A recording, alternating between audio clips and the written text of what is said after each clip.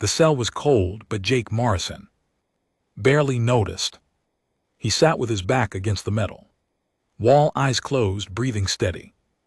The Velothi guards had thrown him in here 3 days ago, and he hadn't moved much since.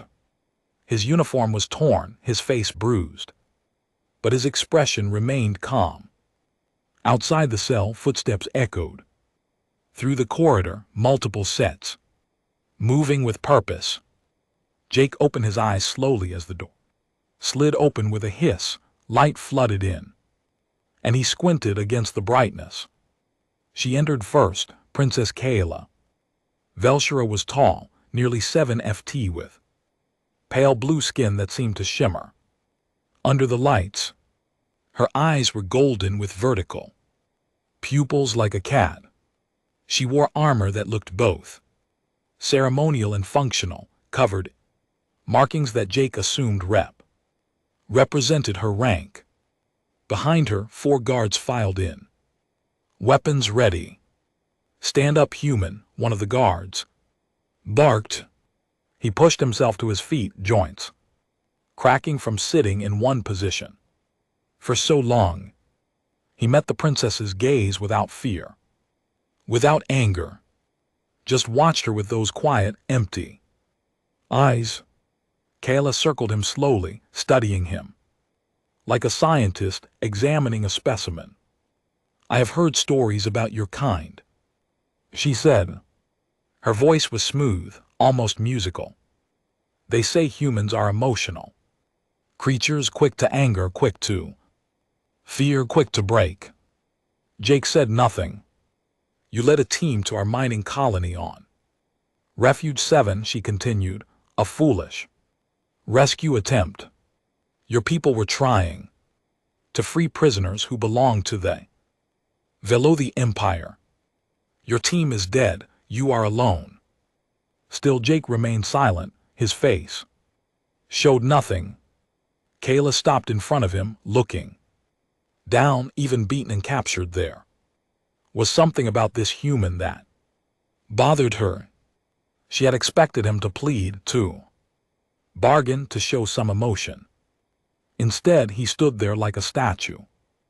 "Do you know what happens to prisoners of war in the Velothi Empire?" she asked. "I have an idea," Jake replied quietly. His voice was rough, tired. "We test them," Kayla said. "We have rituals, trials of endurance. Every Velothi warrior must pass them to prove their worth. We have conquered 400 star systems. Human. We have tested thousands of species, and they all break eventually." She leaned closer, her golden eyes searching his face. "You won't endure. Your kind never does." Jake's expression didn't change. "When do we start?" Kayla smiled. It wasn't a kind smile. "Immediately." They took him to a large chamber deep within the flagship. The room was circular with high ceilings and walls made of dark metal. Other Velothi waited there, dozens of them seated in elevated positions around the room's perimeter. They had come to watch. Jake was led to the center of the chamber and chained to a platform. The chains were energy-based, glowing blue bands that held his wrists and ankles in place. He couldn't move more than a few inches in any direction. Princess Kayla ascended to a throne-like seat overlooking the chamber. She raised one hand, and the room fell silent. "Let the trials begin," she said. The first test was simple. The temperature in the room began to drop. Jake felt it immediately, the cold seeping into his bones.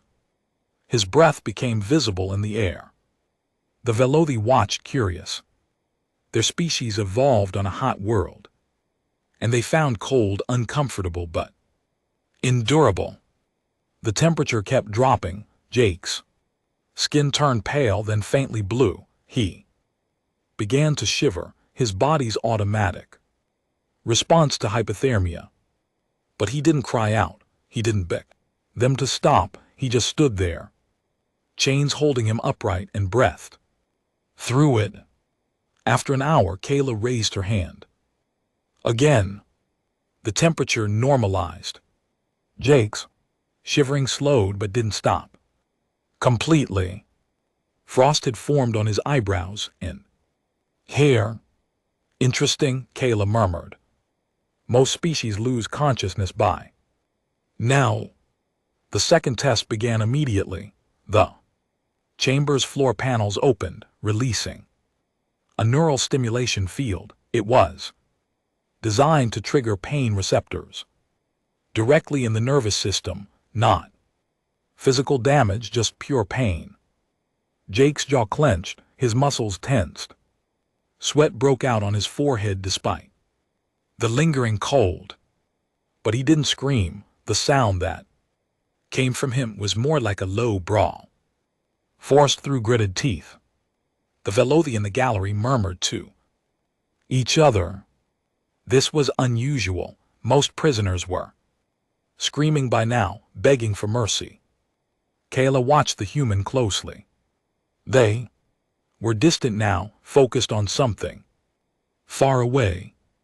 She recognized this from her own warrior training. He was separating his mind from his body, finding some mental place. The pain couldn't fully reach him.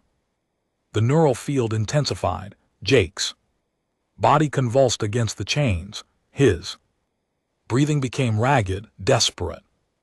But still no screams, no pleas. After another hour, Kayla ended the second test. Jake hung limply in his chains, chest heaving. When he lifted his head, his eyes found hers. There was no hatred there, no fear, just acknowledgement. He had survived round 2. Remarkable, said one of the Velothi lords from the gallery. His physiology must be unusual, or his mind is broken already, suggested another. Kayla said nothing. She had seen broken minds before. This wasn't that, this was something else entirely. The third test was combat. They released Jake from his chains and gave him a staff. Then they sent in a Velothi warrior, young but fully trained. The warrior was nearly 8 ft, tall with muscles that rippled under his scaled skin. The fight was brief and brutal. Jake moved like someone who had forgotten how to feel pain. He was slower than the Velothi, weaker. But he was efficient. When the warrior came at him with overhead strikes, Jake didn't try to match his strength. He redirected, used angles, went for weak points. The Velothi warrior was trained in honorable combat. Jake fought like someone who had learned violence in back alleys and war zones. He swept the warrior's legs, brought the staff down on the back of his neck, and ended the fight in under a minute. The gallery erupted in shocked voices. Human defeating a Velothi warrior was unheard of. Kayla stood from her throne. Enough. She called, return him to his cell. As the guards dragged Jake away, he was barely conscious, but as he passed below Kayla's position, he looked up at her. One more time, and he smiled. It was a small smile, tired and grim. Day 1, he whispered just loud. Enough for her to hear. That night Kayla couldn't sleep. She kept thinking about that smile, about those empty eyes. She had told him he wouldn't endure. She had been certain of it. But now, alone in her chambers, Princess Kayla Velshira felt something she hadn't experienced in years. Doubt. What kind of species could produce creature like this? What kind of world could forge a being that treated her Empire's sacred trials like minor inconveniences? She pulled up Earth's file on her data pad and began to read. Within an hour. She wished she hadn't. Within 2 hours. She understood that she had made a Terrible mistake, and by morning she realized that the human in her prison wasn't the one being tested. Days blurred together. Jake lost count after the first week. The Velothi brought him to the chamber every morning and put him through their trials. Each day they tried something different. They submerged him in water and held him under until his lungs screamed for air. They exposed him to sound that made his ears bleed. They kept him awake for days, using stimulants, then watched as exhaustion drove most species mad. They put him in total darkness for 72 hours, complete sensory deprivation that was supposed to shatter his sense of self. Jake endured it all. Princess Kayla attended every session. She sat on her throne, watching, trying to understand. The other Velothi had stopped coming. After the first few days, they found it disturbing watching a creature suffer so much without breaking. Some called him defective, others said he must be heavily augmented with technology. But Kayla had him scanned. He was baseline human, no cybernetics, no genetic modifications, just flesh and blood and something else she couldn't identify. On the 10th day, she changed her approach.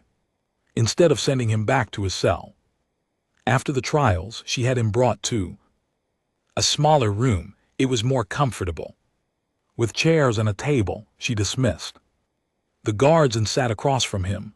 Jake looked terrible. His face was gaunt, covered in bruises at various stages of healing. His hands shook slightly, a side effect of the neural pain fields.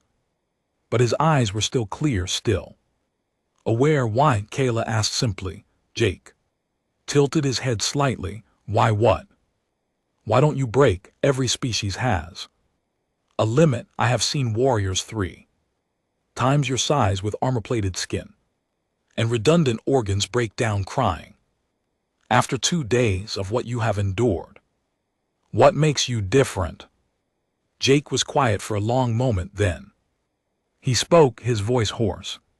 You think this is suffering? Of course it is. We have measured the pain levels. The neural fields alone should have. I was 12 years old, Jake interrupted, when the separatists attacked the Martian colony where I lived. They hit us during the night shift. Bombs first, then soldiers. My family was having dinner when our HAB module depressurized. He paused, his eyes distant. I watched my sister die. She was 8. The emergency seals failed in her section and I could see her through the window clawing at the glass. It took 90 seconds for her to suffocate. I counted everyone. Kayla said nothing. The soldiers came through 3 hours later. Jake continued. They were looking for the colony administrator, my father. They shot him in front of me. My mother tried to fight them with a kitchen knife. They laughed. His voice remained flat, emotionless, like he was reading a report. I hid in the maintenance tunnels. There were 63 of us survivors. We had no food, no clean water, no heat. Kids mostly. We lasted 14 days before the rescue ships arrived. By then we were down to 41. I was 13 when I got to Earth, Jake said. I joined the military cadets at 14, enlisted at 18, been a soldier for 15 years now. Kayla stared at him. Your own kind did this to you. Humans do this to each other all the time, Jake replied. Mars was just one colony, one incident. You want to know about suffering, princess? Let me tell you about Earth's history. For the next hour, Jake talked. He told her about the world wars, conflicts so massive they killed millions. He described the Holocaust, genocide on an industrial scale. He explained slavery, oppression, torture methods that humans had invented to use on other humans. We had a war that lasted 100 years, he said. We had a plague that killed half of Europe. We dropped nuclear bombs on our own cities. We built gas chambers, torture rooms, concentration camps. We did things to each other that your empire wouldn't dream of doing to its worst enemies. Kayla felt sick. But why would you do this to your own species? Jake shrugged. Resources, religion, politics, hate, sometimes just because we could. Humans are really good at finding reasons to hurt each other. And you lived through this, Kayla asked. Everyone alive today is descended from someone who survived something awful. Jake said, that's what it means to be human. We come from survivors. Our whole species is built on outlasting the things that should have killed us. He leaned forward slightly. You know what Earth is classified as in the Galactic Database? A Class 12 death world. Do you know what that means? Kayla nodded slowly. She had looked it up. Class 12 meant the planet actively tried to kill its inhabitants. Extreme weather, dangerous predators, toxic environments, natural disasters. Only the hardiest species survived on such worlds. We evolved on a planet that wanted us dead, Jake said. Everything there tried to eat us, poison us, freeze us, burn us. We were prey animals, princess. Weak, slow, no claws, no armor, no venom. We should have gone extinct 1,000 times. But you didn't, Kayla whispered. No, Jake agreed. We learned to endure. We learned to outlast everything. The Ice Age came and we waited it out in caves. Predators hunted us, and we hunted them back until they went extinct. Plague swept through our populations, and the survivors built immunity. We looked at a world that wanted to kill us and decided we weren't done yet. He met her eyes. So when you ask me why I don't break, princess, it's because I can't. Breaking isn't in my DNA. Every cell in my body comes from 1,000,000 years of evolution. That says survival is the only thing that matters. Pain is temporary. Death is permanent, and I'm not ready to die. Kayla sat back in her chair. Your species is terrifying. Yeah, Jake said quietly. We are. That night, Kayla couldn't stop thinking about their conversation. She pulled up more files on Earth, reading deeper into human history. The more she read, the worse it got. Humans had survived everything: ice ages, supervolcano eruptions, asteroid impacts, mass extinctions. They had conquered every environment on their planet, from frozen tundras to scorching deserts. They had learned to live underwater, in the sky, in space, and when there were no external threats left, they turned on each other with the same relentless determination. She read about human soldiers who fought for months in muddy trenches, about prisoners who survived years in camps designed to break them, about explorers who crossed frozen wastelands with nothing but determination, about ordinary people who endured extraordinary horrors and somehow kept living. The Valarathi prided themselves on being warriors. They had rituals, codes of honor, tests of strength. On reading about human history, Kayla realized something that chilled her to the core. Humans didn't fight for honor. They fought to survive, and survival didn't care about rules, about fairness, about honor. Survival was ugly and brutal and absolute. The Valarathi Empire had never encountered anything like this. They had fought species with better technology, with stronger bodies, with superior numbers, but they had never fought a species that simply refused to die, no matter what you did to them. The next morning, Kayla went to the trial chamber, but she didn't order any test. She just sat on her throne and looked at Jake chained to the platform below. "I want to make a deal," she said. Jake raised an eyebrow. "I'm listening." "No more trials. I will give you better quarters, medical treatment, food. In exchange, you teach me about your species. I want to understand what we are dealing with." "We?" Jake asked. Kayla hesitated, then she admitted something she hadn't told anyone. "There are factions in the Empire who want to go to war with humanity. They see you as weak, as easy prey. They want to take your colonies, your resources."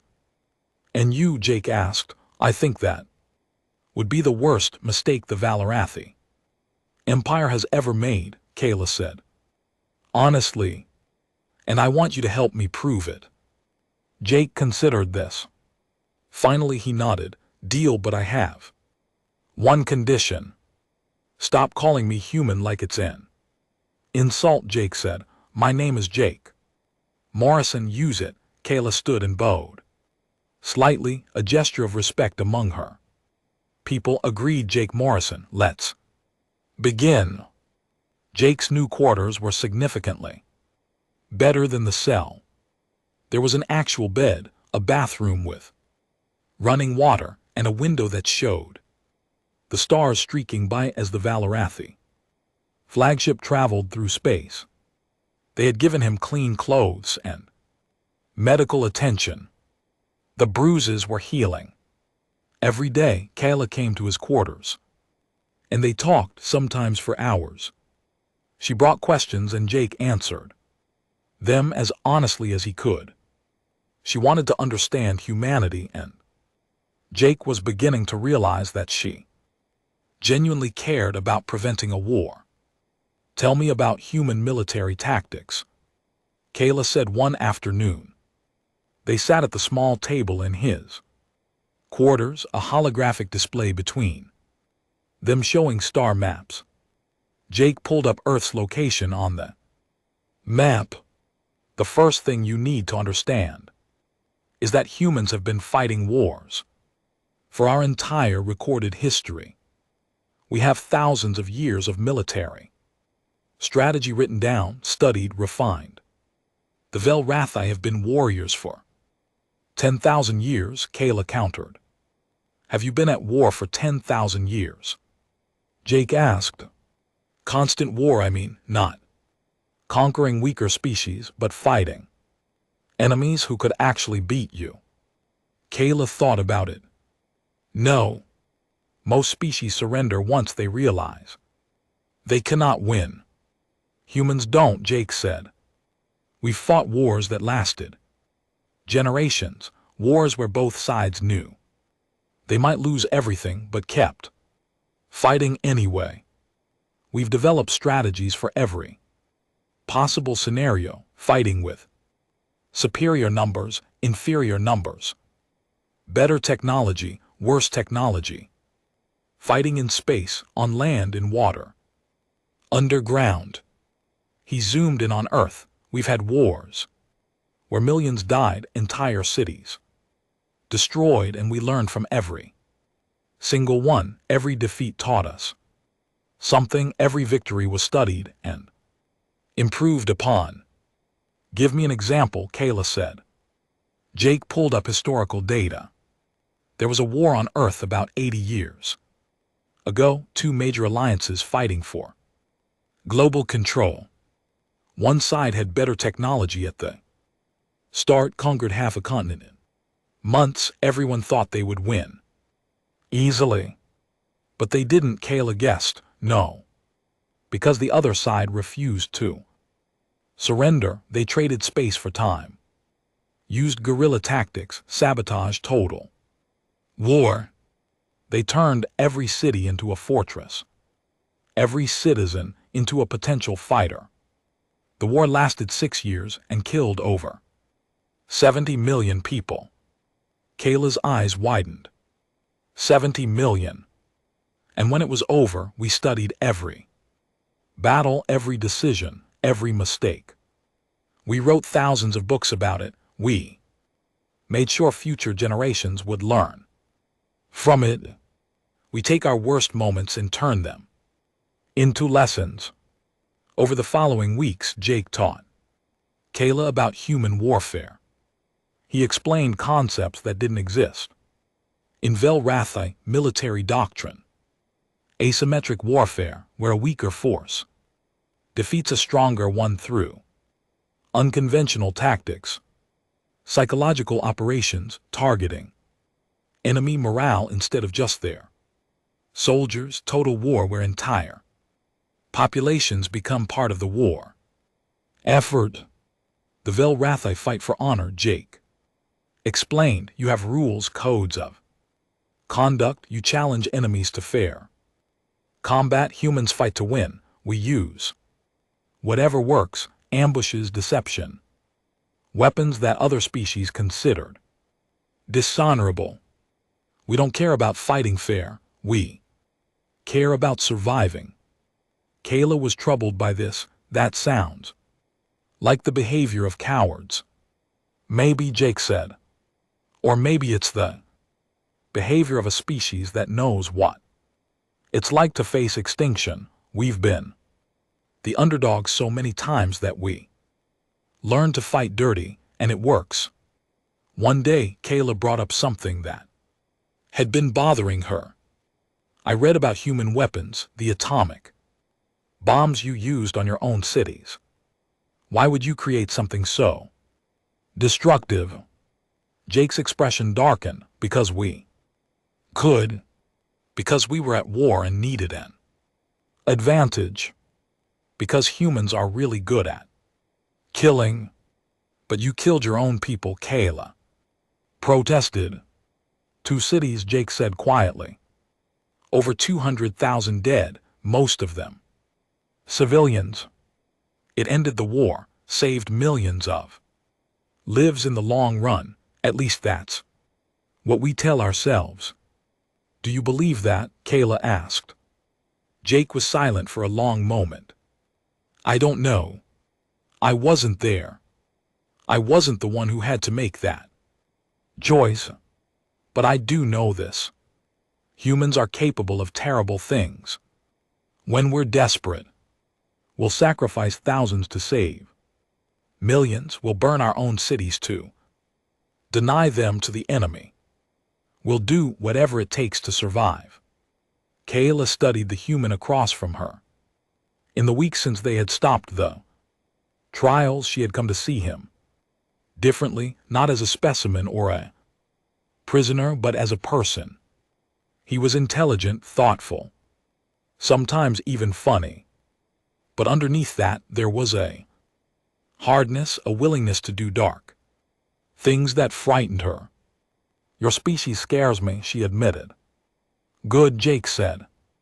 We should scare you because if the Velrathi Empire goes to war with humanity, you'll see exactly how terrifying we can be. He pulled up more data on the holographic display. You've conquered 400 star systems. You've fought hundreds of species. And you've won because you had better technology, stronger warriors, superior ships. But you've never fought a species like us. What makes humans so different? Kayla asked, though she suspected she knew the answer. We're survivors, Jake said, every single one of us. We come from a death world that tried to kill us for 1,000,000 years. We evolved to endure, to adapt, to outlast everything, and when we couldn't survive alone, we learned to work together. We formed tribes, nations, alliances. We built civilizations on the bones of failed ones. We never stopped trying. He met her eyes. You tested me for weeks, Princess. You wanted to see what humans could endure. But you only tested one human, one soldier. Imagine what 3 billion of us could do. Imagine every human colony, every ship, every military force, all working together with one goal: survival. Kayla felt a chill run down her spine. You would fight to the last human. If we had to, Jake confirmed. History shows we've done it before on smaller scales. Cities that held out against siege until every defender was dead. Islands where soldiers fought for years rather than surrender. Humans have this saying, give me liberty or give me death. We mean it literally. That's madness, Kayla whispered. Maybe, Jake agreed, but it's our madness, and it's kept us alive when nothing else would. Kayla stood and walked to the window, looking out at the stars. I need to convince my father, the Emperor, that war with humanity would be a mistake. But the War Council is pushing hard. They see Earth's colonies as easy targets. They think one decisive strike will make humanity surrender. It won't, Jake said firmly. It'll just make us angry, and angry humans are the most dangerous kind. How do I make them understand? Kayla asked, frustration in her voice. Jake thought about it. Show them the data, all of it, not just the military capabilities, but the history. Show them what humans do when we're cornered. Show them that we don't surrender, we don't give up, we just keep fighting until we win or we're extinct. He joined her at the window. Or you could let me talk to them. Kayla looked at him in surprise. You would do that? Speak to the War Council. If it prevents a war that will kill millions on both sides, yes, Jake said. I'm a soldier, Princess. I've seen enough death. If I can stop this by talking instead of fighting, I'll try. Kayla made her decision. I'll arrange it. But Jake, you need to understand. The War Council won't respond to appeals for peace or mercy. You need to make them afraid, make them understand that attacking humanity would be suicide for the Empire. Jake smiled grimly. I can do that. 3 days later, Jake stood before the Velrathi War Council. 20 of the Empire's highest-ranking military commanders sat in a semicircle, looking down at the human prisoner. Kayla sat beside her father, Emperor Draxville Shara, on the central throne. The leader of the War Council, General Kraft, spoke first. Princess Kayla says you wish to address us humans. Speak and be brief.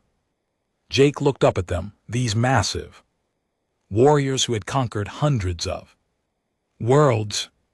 He felt no fear. He had survived their torture, earned their princesses' respect, and now stood before their leadership as the only thing between two species and a devastating war. You're planning to attack human colonies, Jake said simply.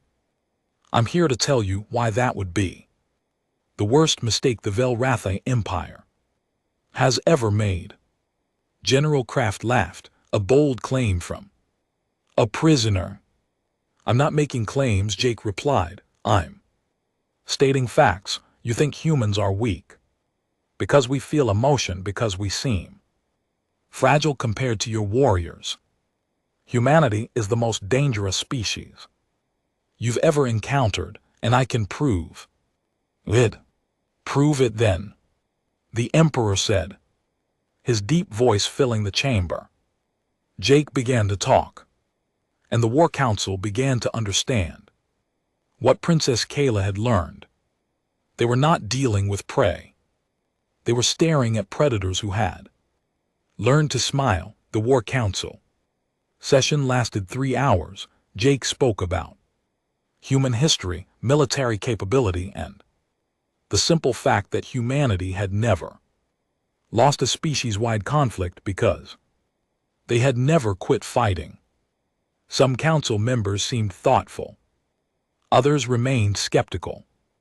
General Kraft dismissed everything Jake said as exaggeration. Emperor Drax Velshar remained silent throughout, listening carefully. When Jake finished, the Emperor stood. "We will consider your words. You are dismissed." As guards escorted Jake back to his quarters, he caught Kayla's eye. She looked worried. The council was divided, which meant the decision could go either way. That night changed everything. Jake was asleep when the explosion rocked the ship. He was awake instantly. Years of combat training bringing him to full alertness in seconds. The lights in his quarters flickered and died, replaced by emergency red lighting. Alarms blared through the corridors. The door to his quarters slid open. But it wasn't guards who entered. It was 3 Velothi wearing black armor, carrying weapons that hummed with energy. These weren't regular soldiers. They were assassins. "The human dies tonight," one of them said in their language. Jake didn't speak Velothi, but he understood the intent in their voices. The first assassin raised his weapon. Jake moved. He grabbed the water pitcher from his table and threw it in one smooth motion. It hit the assassin's weapon just as he fired, deflecting the shot into the wall. The blast left a smoking hole in the metal. Jake dove forward under the second assassin's line of fire. He came up inside the Velothi's guard, too close for the energy weapon to track him. His elbow struck the assassin's throat, right where the armor plates separated. The Velothi choked and stumbled back. The third assassin tried to aim, but Jake grabbed the second assassin and used him as a shield. The energy blast meant for Jake hit his fellow assassin, instead dropping him. Jake caught the falling Velothi's weapon before it hit the ground. He'd never used Velothi technology before, but weapons were weapons. He found what looked like a trigger and fired. The first assassin went down, armor burning. The third assassin charged him, abandoning his weapon for close combat. He was 8 ft tall and easily 4 times Jake's weight. His fist came down like a hammer. Jake rolled aside, and the Velothi's punch cracked the floor where he'd been standing. Jake fired the energy weapon at point-blank range. The assassin's armor held, but the impact staggered him. Jake didn't stop. He kept firing the same spot over and over. The fourth shot punched through. The third assassin fell. Jake stood in the red emergency lighting, breathing hard, holding a Velothi weapon. 3 trained assassins were down. Less than 30 seconds. But this wasn't over. If assassins had come for him, they had likely come for others too. Kayla. Jake ran. The corridors were chaos. More explosions echoed through the ship. He saw regular guards running toward the command deck, trying to restore order. Some tried to stop him, but Jake didn't slow down. He shot 2 who got in his way, disabled. A third with the weapon's butt to the head. He found Kayla on the command deck, surrounded by 6 more black-armored assassins. She was fighting them, her ceremonial armor now functional, a sword of pure energy in her hand. She was good, better than the warriors Jake had fought before, but 6 against 1 was too many. One of the assassins got past her guard. His blade was aimed at her back. Shot took the assassin in the side. Spinning him away, Kayla turned. surprise on her face as she saw Jake. "Behind you," she shouted. Jake ducked, an energy blade passed through the space where his head had been. He rolled, came up firing, 2 more. Assassins went down. That left 3. Kayla moved like lightning, her blade cutting through one assassin's weapon, then through his armor. She was beautiful and terrible, a warrior princess in her element. 2 left. Jake and Kayla fought back to back. Without planning it, pure instinct, she handled the one on the left with her sword. Jake shot the one on the right. When more assassins poured onto the command deck, they were ready. The fight was brutal. Jake's weapon ran out of energy after killing 2 more. He picked up a fallen sword, Velothi size, and too heavy for him, and swung it like a baseball bat. It wasn't elegant, but it worked. The massive blade had momentum, and when it connected, armor cracked. A blade cut across Jake's shoulder. He felt the burn, knew it was deep, but couldn't stop to check. He spun and brought his captured sword around, taking the attacker's legs out. Another assassin grabbed him from behind, lifting him off the ground. Jake drove his head backward, felt the crunch of the Velothi's nose breaking, and the grip loosened enough for him to twist free. Kayla saved him twice. Jake saved her 3 times. They moved through the fight like dancers, covering each other's weaknesses, exploiting openings. Finally, the last assassin fell. The command deck was a mess, bodies everywhere, burn marks on the walls, and Jake bleeding from at least 5 different wounds. Kayla wasn't much better. Her armor was cracked in several places and blue blood ran down her arm. "Who were they?" Jake asked, gasping for breath. "Faction loyalists," Kayla said. "Those who want war with humanity. They must have decided I was too sympathetic to your kind. Kill me, kill you. Blame it on a human escape attempt. Give the Emperor no choice but to declare war." Jake looked at the bodies. "How many factions are we talking about?" "Enough to have staged this," Kayla said grimly. She moved to a communication console. "I need to contact my father." But the console was dead. Whatever the assassins had done, they disabled ship communications. They were isolated up here. "We need to move," Jake said. "If there are more of them, they'll come to finish the job." Kayla nodded. "The escape pods. If we can reach them, we can get off the ship and signal for help." They ran through corridors filled with fighting. The assassination attempt had triggered a civil conflict within the ship, loyalist factions fighting against the warmongers. Regular crew caught in the middle. Confused and scared, Jake and Kayla fought their way through 3 more encounters. Jake was operating on pure adrenaline now, the pain from his wounds distant and unimportant. He'd been shot in the leg at some point, but couldn't remember when. His left arm wasn't working right, probably broken. He kept moving anyway. They reached the escape pod bay to find it heavily guarded. 12 assassins stood between them and freedom. Kayla looked at Jake. "We can't fight through that many." Jake looked around the bay, tactical mind working. He saw the support beams, the power conduits, the way the pods were secured. "We don't have to fight them, we just have to survive them."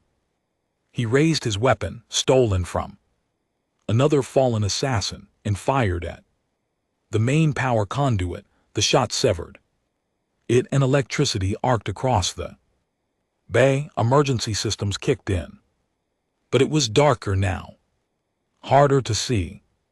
"Run," Jake said. They ran. The assassins fired, but in the chaos and darkness most shots went wide. Jake and Kayla zigzagged between escape pods. Using them for cover, a blast caught Jake in the back, burning through his stolen uniform. He stumbled but kept going. Kayla reached a pod first. She yanked the door open and pulled Jake inside.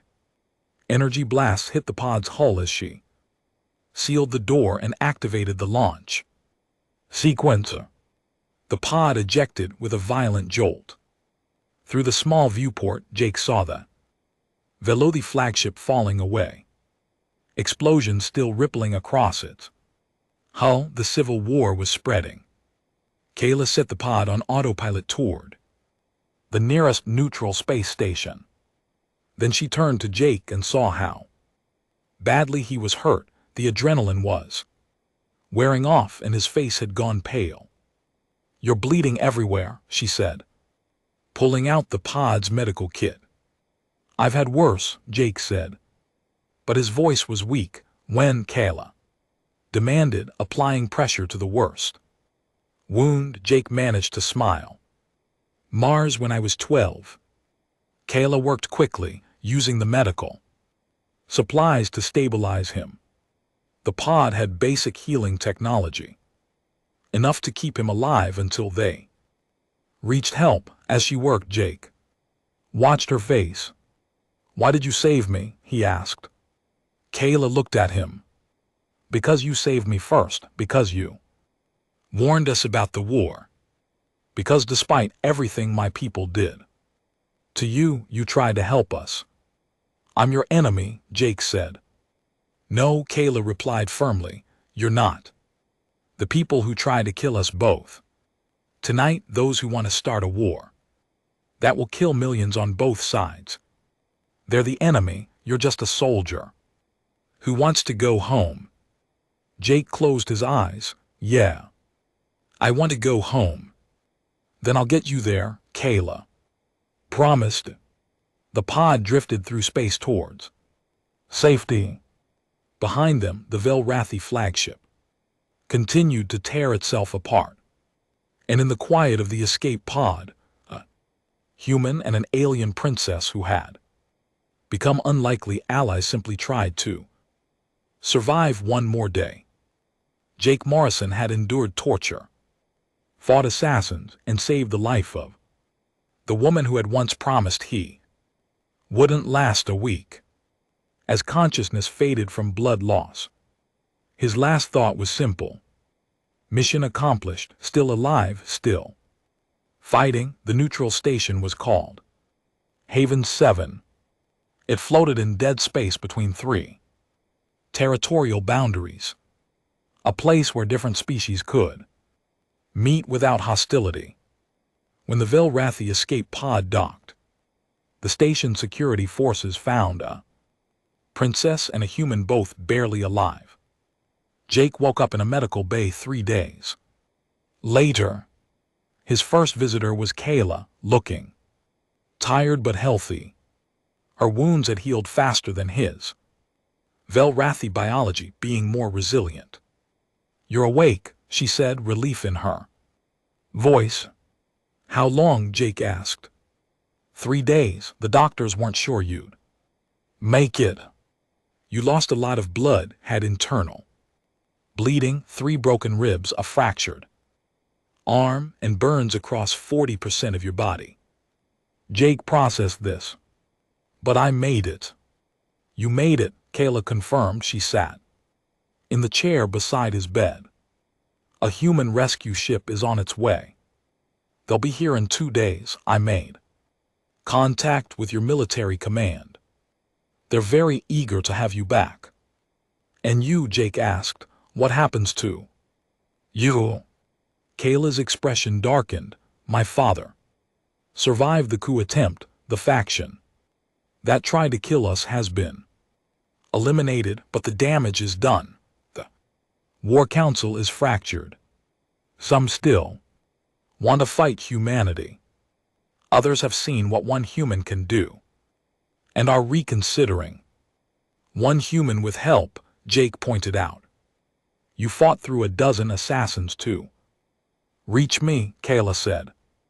You were wounded, unarmed on a hostile ship and you cut through trained killers like they were nothing.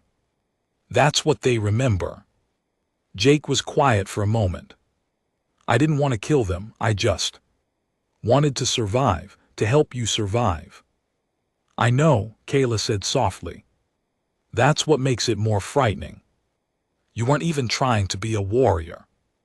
You were just trying to live, and you were unstoppable. Over the next 2 days, Jake recovered. Enough to walk, Kayla stayed with him. Most of the time, they talked about everything except the war. They talked about their childhoods, their dreams before life made them into who they were now. Jake learned that Kayla had wanted to be a scientist, not a warrior. She learned that Jake had wanted to be a teacher. We could have been different people, Kayla said one evening as they sat in the observation deck watching stars drift by.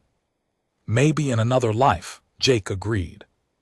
But this is the life we got, we make the best of it.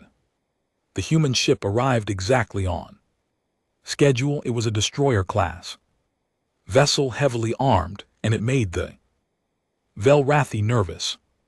Captain Lisa Grant commanded it, and she met Jake and Kayla in Haven 7's main docking bay. Captain Morrison, Grant said, saluting, good to have you back, sir.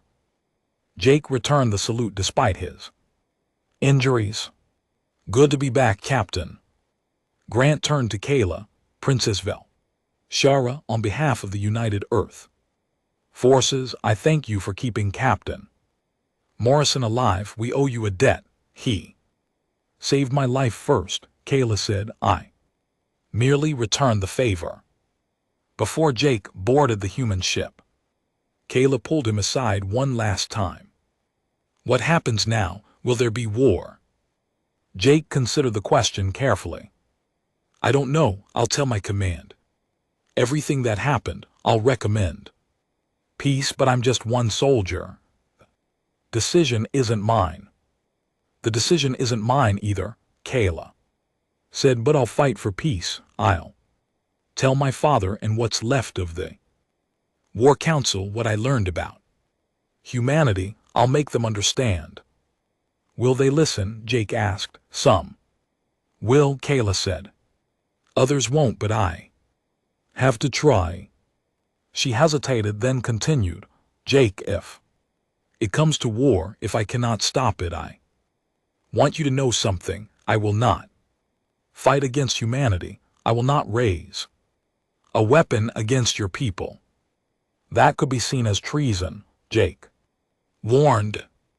I know, Kayla said, but I've seen what you are, what your species is, and I will not be part of trying to destroy something so remarkable.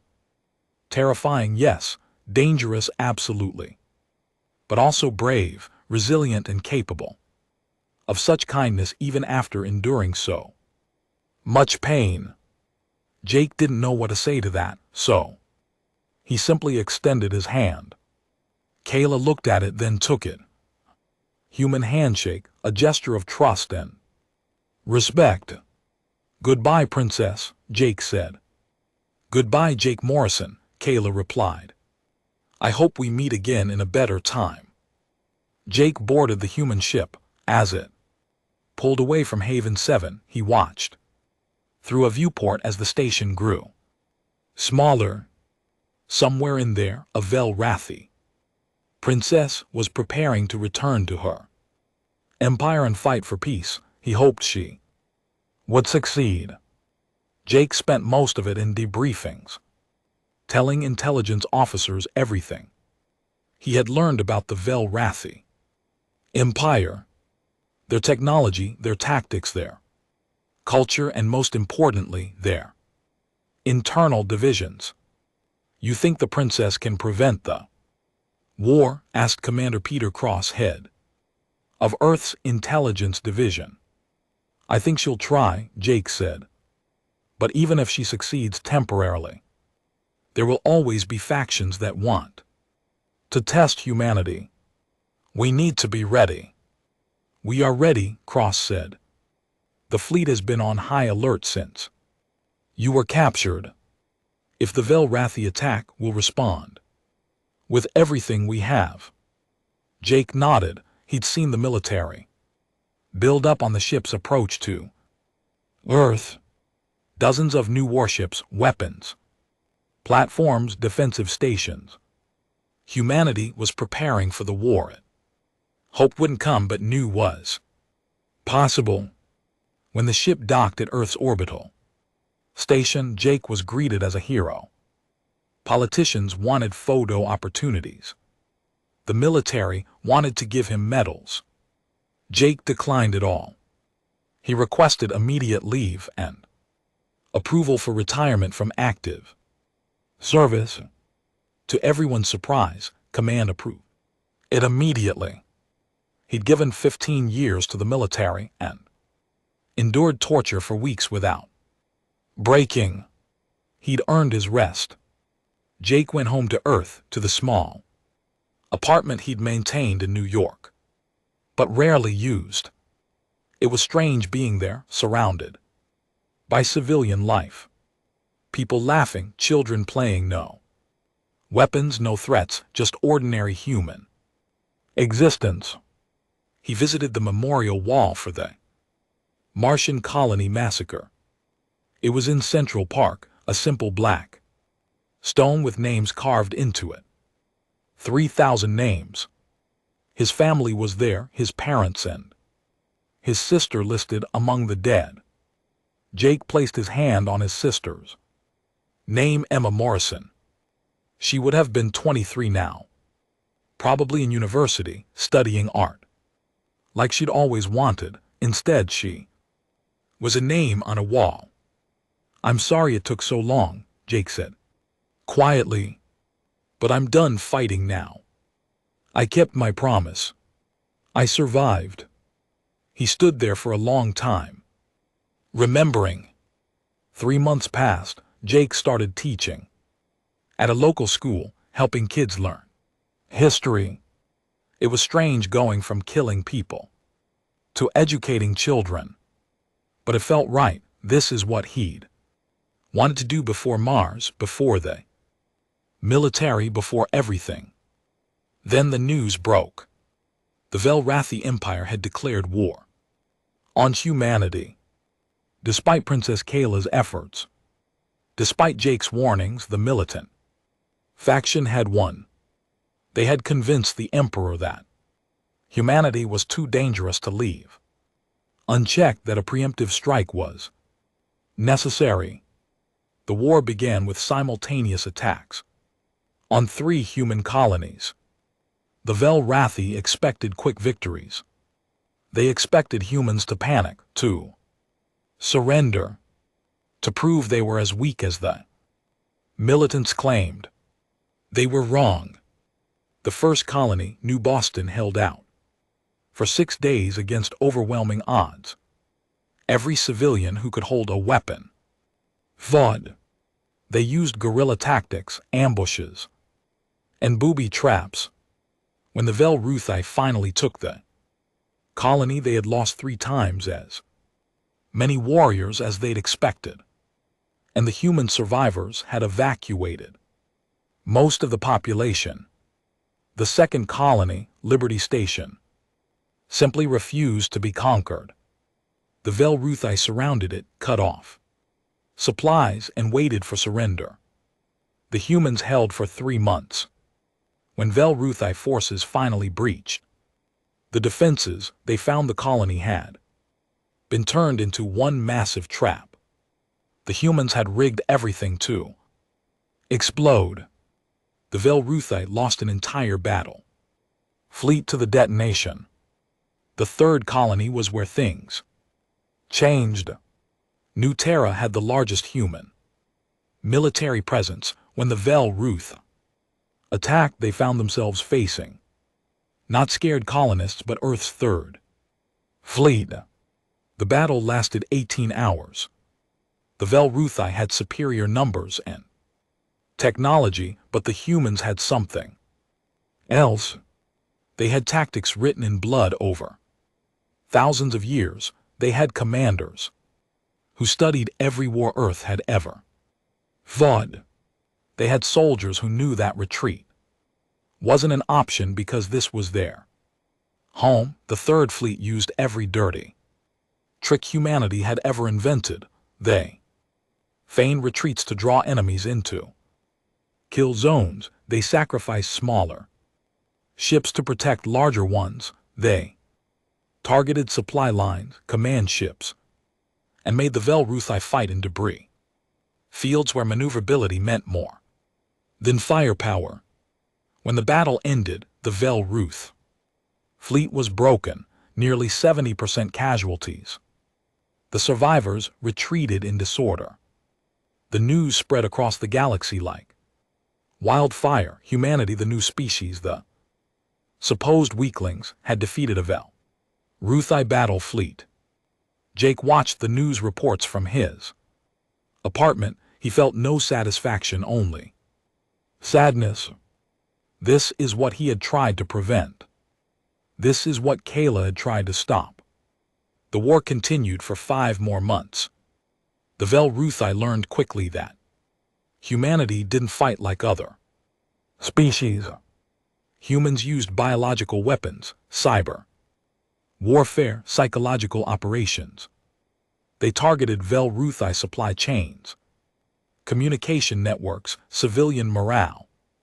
They fought total war, species survival. War. The Vel-Ruthai, for all their warrior culture, had never faced anything like it. They had rules, honor codes, limitations. Humans had survival instinct and a willingness to do whatever it took. The turning point came when human forces destroyed a Vel-Ruthai shipyard deep in their territory. It should have been impossible. The shipyard was protected by 6 battle stations and 2 full fleets, but humans infiltrated it using captured Vel-Ruth ships, civilian vessels loaded with Marines, and suicide drones programmed to kamikaze into critical targets. When the shipyard exploded, it took 12% of the Vel-Ruthai Empire's shipbuilding capacity with it. Emperor Drax Vel-Shara requested peace negotiations. The negotiations took place on Haven 7, the same neutral station where Jake and Kayla had recovered. Jake was asked to attend as an advisor. He almost refused, but something made him accept. When he arrived, Kayla was there. She looked different, older, tired, marked by the war, but her eyes still held that same intelligence, that same determination. "Jake," she said simply. "Princess," Jake replied. "I tried to stop it," Kayla said. "I told them what you taught me, but they wouldn't listen until you proved it on the battlefield." "A lot of people died proving it," Jake said quietly. 300,000 Vel-Ruthai. 140,000 humans, all because my people refused to learn a simple lesson. "What lesson?" Jake asked. Kayla met his eyes. "That endurance isn't about strength. It's about refusing to quit. That humans don't fight because they're strong, they fight because they have no other choice. That you are death itself, not because you seek it, but because you refuse to accept it." The peace treaty was signed 3 days later. The Vel-Ruthai Empire agreed to withdraw from all human territory and pay reparations. In exchange, humanity agreed not to pursue further military action. It wasn't a happy ending. Too many had died. But it was an ending. Before leaving Haven 7, Jake spoke with Kayla one last time. "What will you do now?" he asked. Rebuild, Kayla said. Try to make sure this never happens again. Teach my people what I learned from you. And you, Kayla asked again, will you go back to teaching? Yeah, Jake said. I think those kids need to learn about this war, about what happens when species don't try to understand each other, about the cost of pride and fear. Kayla smiled sadly. You'll make a good teacher. I hope so, Jake said. They parted ways one final time. Jake returned to Earth, to his classroom too. The ordinary life he'd always wanted. He taught history to children who were too young to remember the war. He told them about the Vel-Ruthai Empire, about Princess Kayla, about the importance of trying to understand those different from you before resorting to violence. Sometimes late at night, Jake would visit the memorial wall in Central Park. Now there was a new section honoring those who died in the Vel-Ruthai War. 140,000 names. He would stand there, hand on the cold stone, and remember they torture, the escape, the war, the cost of survival. But he also remembered something else. He remembered teaching Kayla about humanity. He remembered fighting beside her. He remembered that moment when an alien princess and a human soldier chose peace over hatred. Maybe that was the real lesson, not that humans were unkillable, unstoppable, or unbreakable, but that even in the darkest moments, even when enduring the unendurable, humans could still choose kindness, could still extend a hand across the void, could still believe in something better than endless war. Jake Morrison had survived the worst his enemies could throw at him. He had proven that humans would endure, would fight, would win if they had to. But more importantly, he had proven that humanity's greatest strength wasn't destruction, it was the hope that someday they wouldn't need to fight at all. The story ended not with victory, but with an old soldier teaching children how to avoid the mistakes of the past, teaching them that endurance wasn't just about surviving but about building something worth surviving for, teaching them that death itself could learn to choose life.